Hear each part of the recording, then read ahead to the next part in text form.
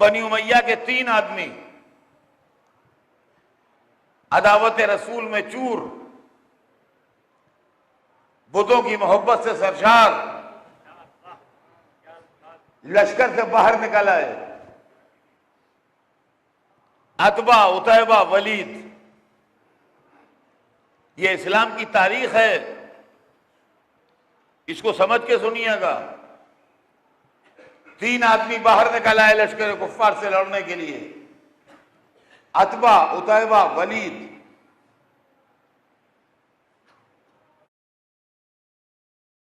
جو یہ کون تھے؟ تعارف کسی جاننے والے کی وجہ سے ہوتا ہے۔ جو لوگ میری آواز سن رہے ہیں وہ عتبہ، عتیبہ نہیں، عتبہ اور شیبہ و ولید، نام میں مجھے کنفیوژن ہوا۔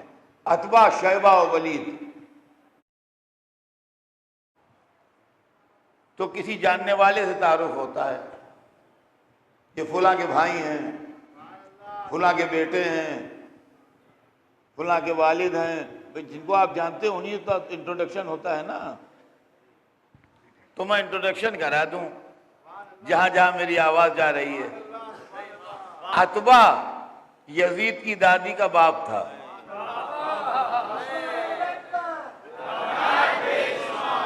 شیبہ یزید کی دادی کا چچا تھا، ولید یزید کی دادی کا بھائی تھا۔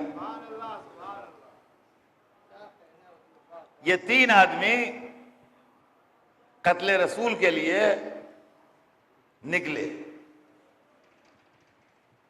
انصار نے، اللہ ان پر رحمت نازل کرے، یعنی مدینے والے لوگ، انہوں نے کہا کہ یا رسول اللہ، آپ اور آپ کے ساتھ جو مکے سے آئے ہیں وہ ہمارے مہمان ہیں، ہماری غیرت گوارا نہیں کرتی کہ مہمان لڑے اور میزبان تماشا دیکھے، ہمیں اجازت دیجئے، ہم جا کے ان سے لڑیں گے۔ جب ہم نہ رہیں تو آپ کو اور آپ کے وطن والوں کو اختیار ہے۔ بات معقول تھی، رسول اللہ نے ان کی بات منظور فرمائی۔ انصاریوں میں سے 3 حضرات گھوڑے دوڑا کے ان کے مقابلے میں آئے۔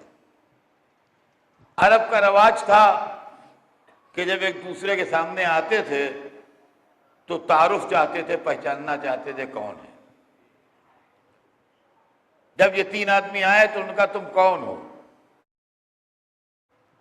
تو انہوں نے اپنا خاندان، اپنا نام و نسب، اپنا وطن سب بتایا کہ ہم فلاں ہیں، فلاں قبیلے کے ہیں، فلاں جگہ کے ہیں، مدینے کے رہنے والے ہیں۔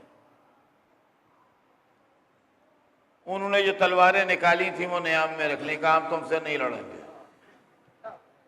تم ہمارے برابر کے نہیں ہو، ہم قریش ہیں۔ قریش کو اپنے وہ بڑا ناز تھا، ہاں ہم قریش ہیں، ہم مکے والے ہیں، ہم بڑے لوگ ہیں، ہم تم سے نہیں لڑیں گے۔ کبھی کس سے لڑو گے؟ کہ اپنے رسول سے جا کے کہہ دو کہ ہمارے برابر کے بھیجیں، ہمارے برابر کے بھیجیں، تم سے نہیں لڑیں گے۔ اب لوگ بیچارے کیا کریں؟ وہاں سے انہوں نے رسول اللہ کو میسج بھیجا، وہ آئے تو نہیں، وہ کھڑے رہے وہاں سے انہوں نے میسج بھیجا کہ لوگ یہ کہہ رہے ہیں، اب بتائیے ہم کیا کریں؟ ان پر حملے کر دیں یا کیا کریں؟ آپ کا کیا حکم ہے؟ رسول نے حکم بھیجا کہ پلٹ آؤ۔ جب حکم رسول آ گیا کہ پلٹ آؤ تو اب پلٹ آنا واجب ہو گیا تھا۔ وہ تینوں انصاری پلٹ آئے۔ اب رسول نے ادھر سے بھیجا حمزہ رسول کے چچا، عبیدہ رسول کے چچاداد بھائی، علی رسول کے دوسرے چچاداد بھائی۔ اب ادھر سے 3 آدمی پھر چلے، حمزہ، عبیدہ، علی۔ حمزہ سب سے بڑے تھے، چچا بھی تھے رشتے میں۔ حمزہ کے ساتھ ساتھ ان کے دونوں بھتیجے عبیدہ اور علی پہنچ گئے۔ جا کے چہرے سے نقابیں الٹی، لوہے کی جالیاں ہوتی تھیں، چہرے پڑی ہوتی تھی۔ کہاں بھائی بتاؤ کیا کہتے ہو؟ میں ہوں حمزہ۔ اب حمزہ کون نہ جانے، اور یہ میرے ساتھ میرا بھتیجا ہے عبیدہ، اور یہ میرا دوسرا بھتیجا ہے علی۔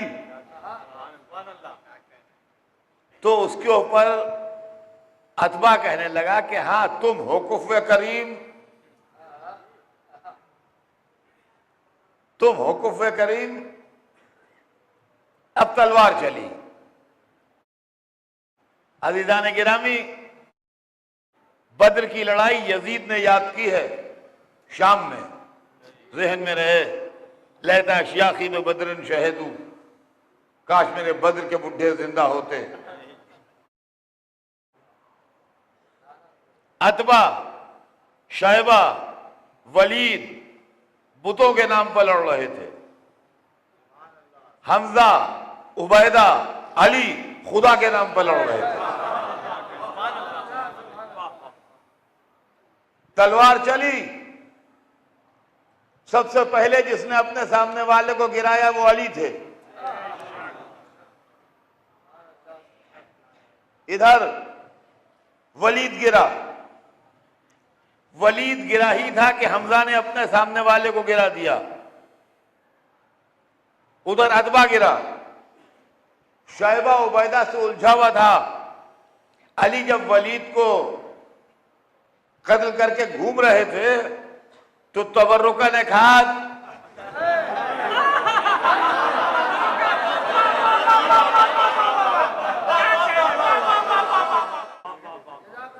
ادھر سے، ادھر 3 لاشیں زمین پر پڑی تھیں کہ ابو سفیان کا لڑکا حنظلہ جو اب جوان ہو گیا تھا،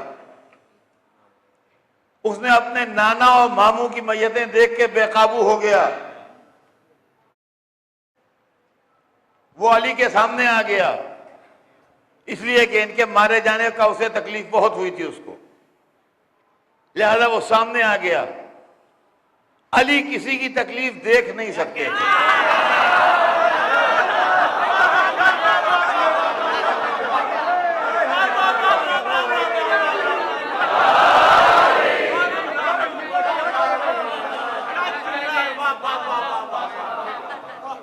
نہایت تیزی سے اس کو بھی ان لوگوں کے پاس پہنچایا،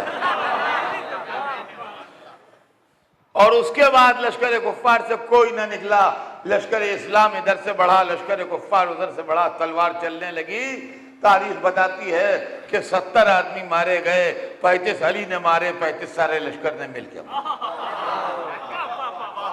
کافروں کے قدم اکھڑ گئے، 70 آدمی گرفتار ہوئے، 70 آدمی مارے گئے، بقیہ لوگ بھاگ نکلے، اور یہ لڑائی اسلام کی فتح اور کفر کی شکست پر تمام۔ عزیزان گرامی، یہ میں نے صرف نمونہ دکھایا ہے آپ کو، اس طریقے سے لڑائیاں ہوتی رہیں، دشمنی علی ڈیولپ ہوتی رہی، مکے میں نوحے پڑھے جاتے رہے بدر کے کشتوں کے لیے، علی کی عداوت کا شعلہ بھڑکتا رہا۔ نتیجہ یہ ہوا کہ احد کی لڑائی ہوئی تو اس کا انجام بھی وہی ہوا، اور خندق کی لڑائی ہوئی تو اس کا انجام بھی وہی ہوا، اور خیبر کی لڑائی ہوئی تو اس کا انجام بھی وہی ہوا۔ ادھر علی کی تلوار اسلام کو فروغ دیتی رہی، ادھر دشمنان اسلام کے دل میں زخم لگتے رہے، یہاں تک کہ ایک منزل وہ بھی آئی کہ فتح مکہ کے دن لوگوں نے مجبوراً کلمہ پڑھ کے اسلام قبول کر لیا، جن کو تاریخ نے مؤلفۃ القلوب لکھا ہے۔